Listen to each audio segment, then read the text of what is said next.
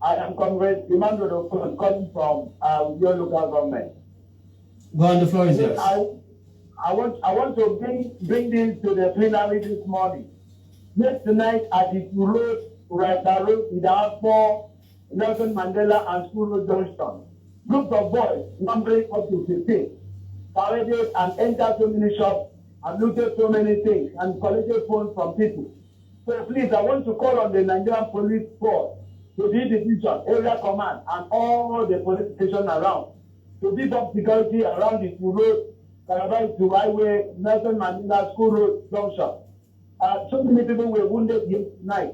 At 9 o'clock, everybody was running helter-skelter, and they collected phones from people and money. And also, I want to speak on the Sultan of Sokoto. This is a small clone to meet with the Wike, asking him for the support of Atiku Abubakar. I want to condemn that. It is not good. If you have 5 children and you decided to support only one of you, it will be, you will not have that respect again. Other children will fight against you. So coming down to Akwa Ibom, the royal fathers lack respect because of their body language. If you have many children and you decided to support one, certainly other children will not respect you. So I want to call on all the royal fathers to respect their offices, so that respect the children, the upcoming children will respect them. Thank you for having me this morning. I'm Comrade Emmanuel Cole. All right, thank you for your contributions, Comrade Emmanuel, parliamentarian, for joining us. And form of social media platform, Parliamentarian Sunday Ubong says the People's Parliament. Good morning, Mr. Speaker and Mr. Otuekong Franklin. People should stop asking for what they couldn't give. Governor needed same support to win the PDP presidential ticket, but you couldn't give. Why go about bothering him for support? I think this is about the issue of Wike. And then parliamentarian Paul the Great says, the People's Parliament, good morning, Mr. Speaker and fellow parliamentarians.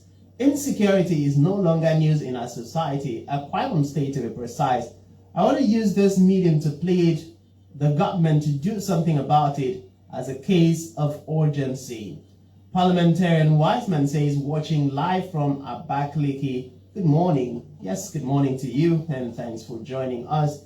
Parliamentarian Noye Idion says that the People's Parliament, good morning, parliamentarians. Sultan of Sokoto visiting Governor Wike in Pataka to plead with him to support Atiku Abubakar presidency come 2023 is a good move by the Sultan himself, and this show that Governor Wike is a big fish in PDP.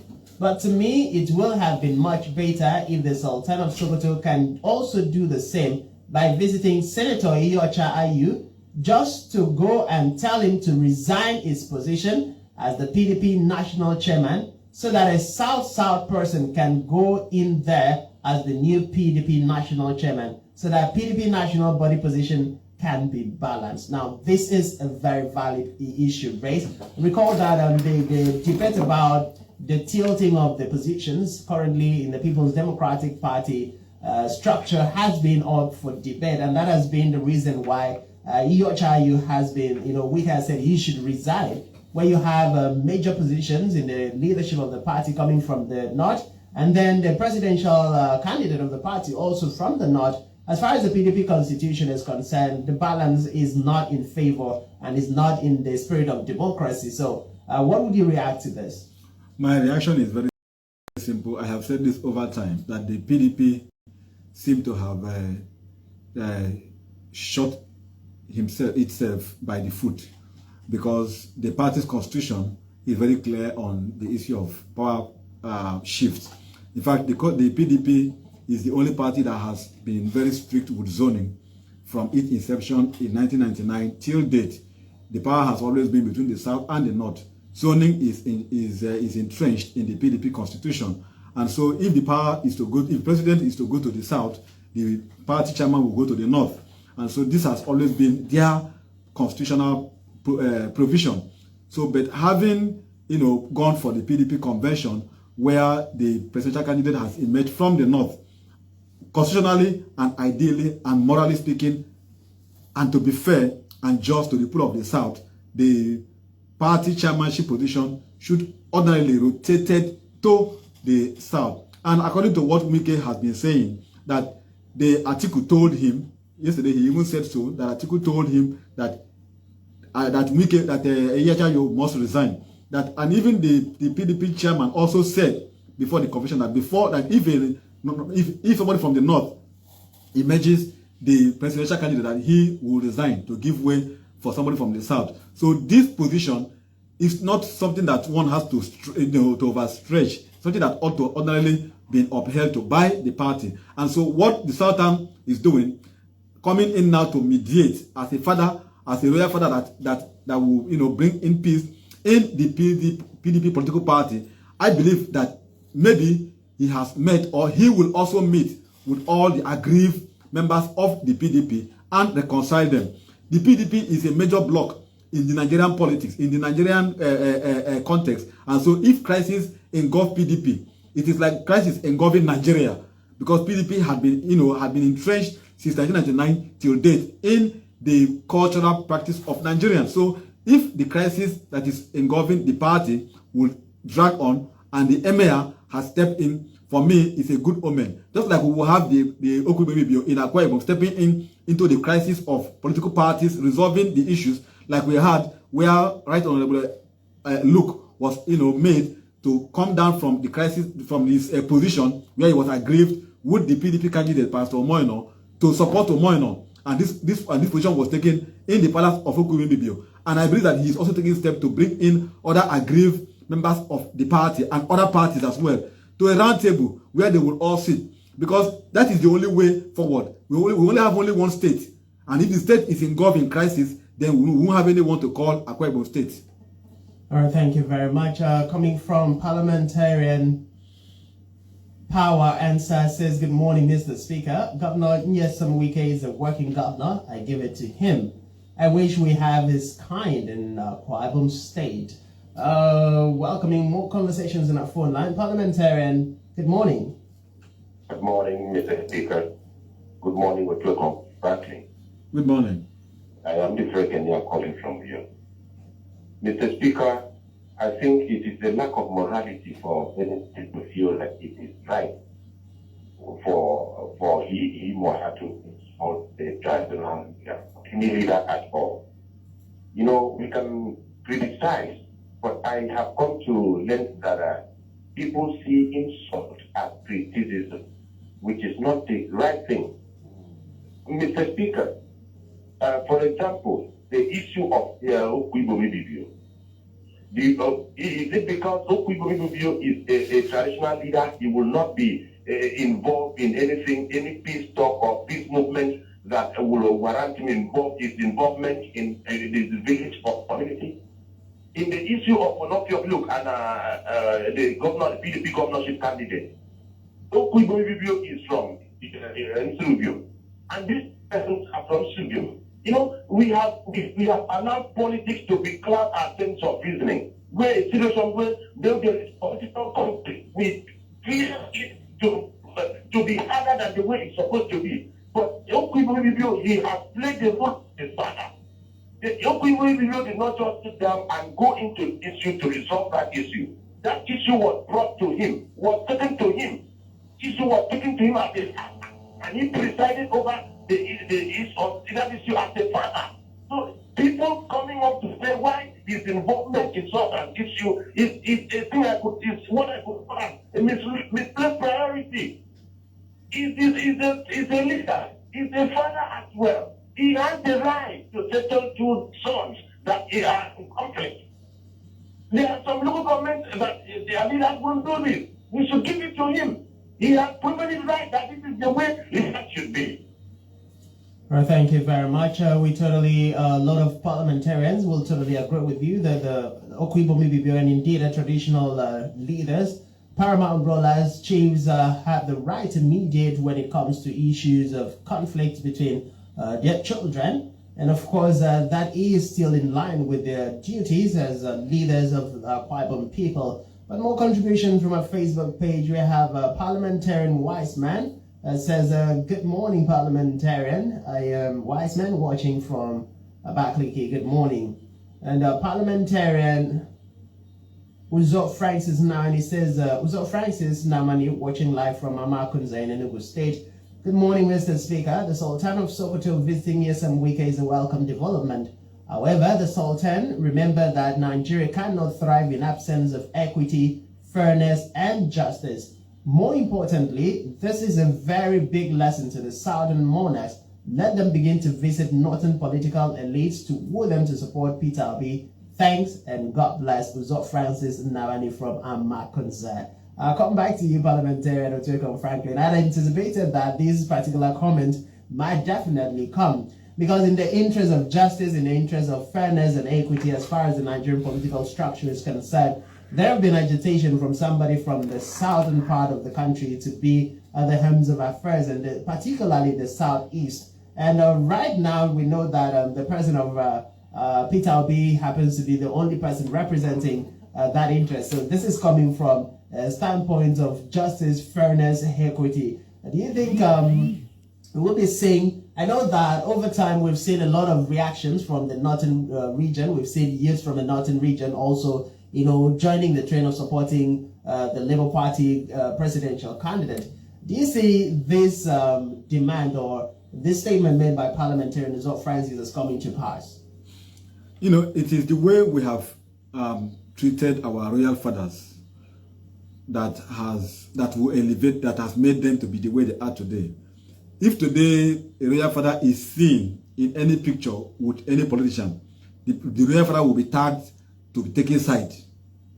If a politician visits the house of a palace of a royal father or his house, and a picture is sent out from that meeting, the public in Akwa Ibom and beyond, within the south, will see the royal father as a partisan politician, as a partisan royal father.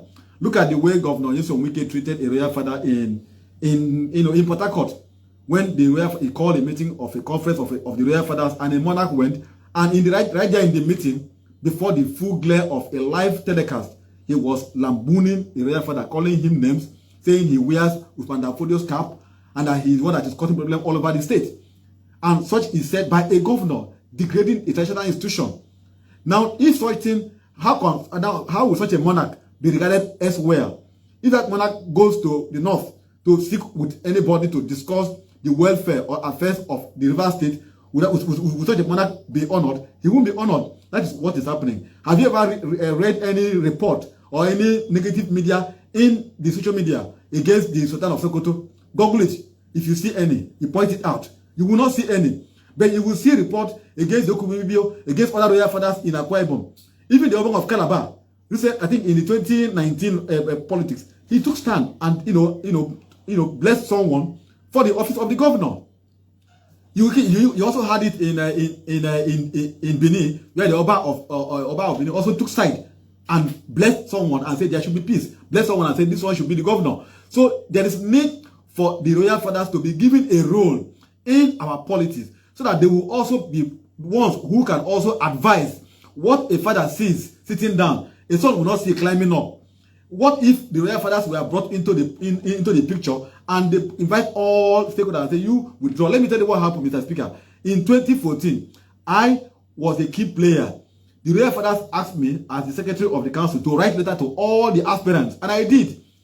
And none of them honored it. Only 3 out of 17 aspirants in the state in 2014. Only 3 aspirants for the seat of the governorship honored that invite. In 2019, 2018, I did a similar thing. I did a similar thing. Only 2 of all the aspirants honored such invite.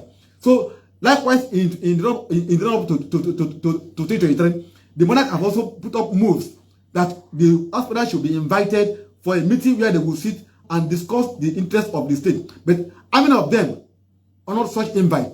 Only few. So when such thing happens, those ones who disregard the invite will say that the monarchs are partisans, because they don't want to see that the monarchs are coming in to advise on how politics should be played without the politics, without causing crisis in the state. So it is right for the monarchs in the south to also go to the north to canvass, to lobby the monarchs in the north, to lobby the aspirants in the north, to allow that the power should also shift to the south and particularly to the southeast, where Peter Obi, I'm not speaking for him now, where Peter Obi is the only one standing for that office, so that there will be true unity and true reconciliation in Nigeria.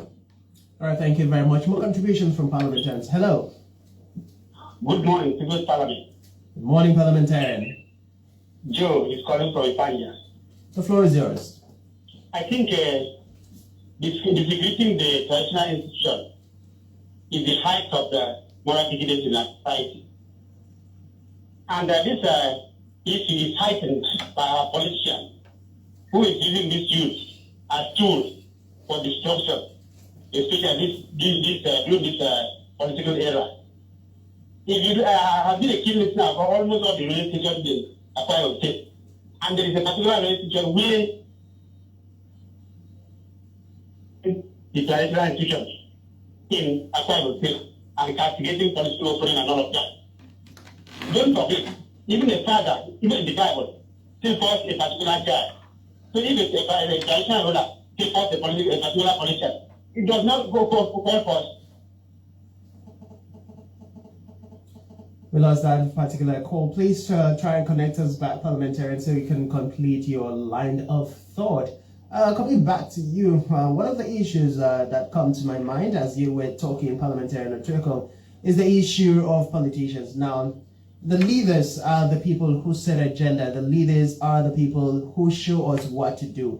Now, if there is anybody who should respect the constituted authorities of our royal fathers, it should be the people who are seeking political offices. It should be people who are themselves politicians. Now, in a situation where a serving politician does not respect and has no regard for traditional fathers or the royal stool, a situation where an aspirant has no regard, has no respect whatsoever for the traditional stool, what then do you think is going to be the outcome of the people who are following in the footsteps of these leaders?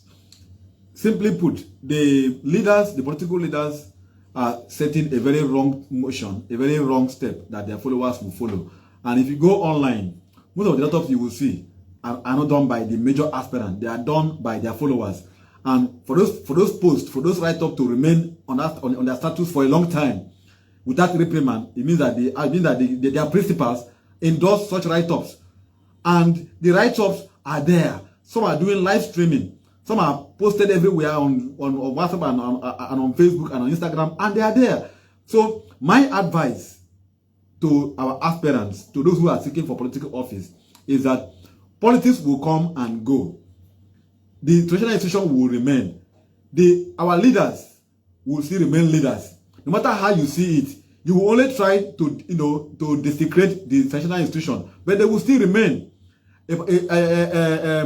I remember that in 2018, I was in Abuja for a conference, and the conference we are speaking was how do we bring in the leaders of the various states to have a conference that will give us a new constitution. And someone asked me, in Akwa Ibom, who are your leaders? Assuming we now agree that let's have 10 delegates per state, that is 310 delegates to convert in Abuja.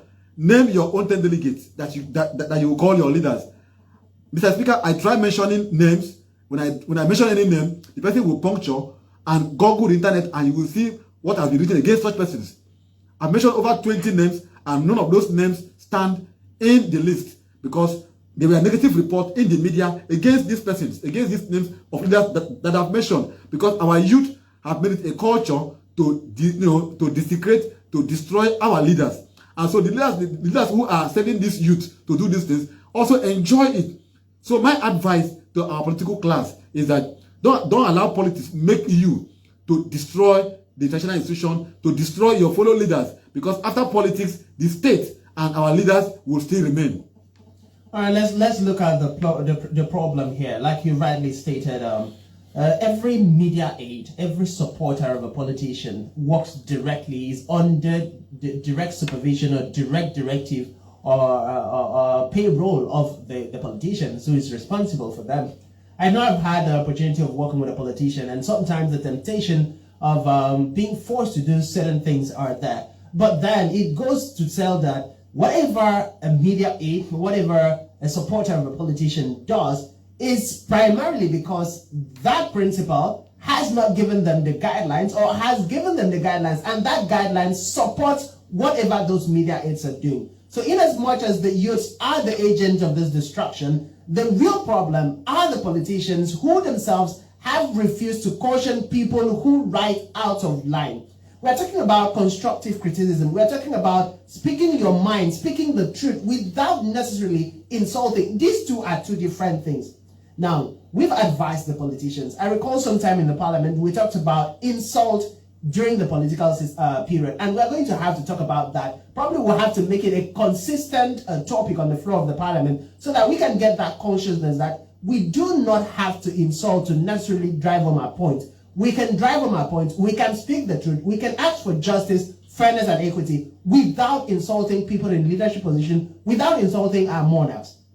Now, before I get to let you go, a word of comment from you to the Nigerian youth, to the Akwa Ibom youth, who are the agents, the tools that oftentimes used by politicians to perpetrate this evil.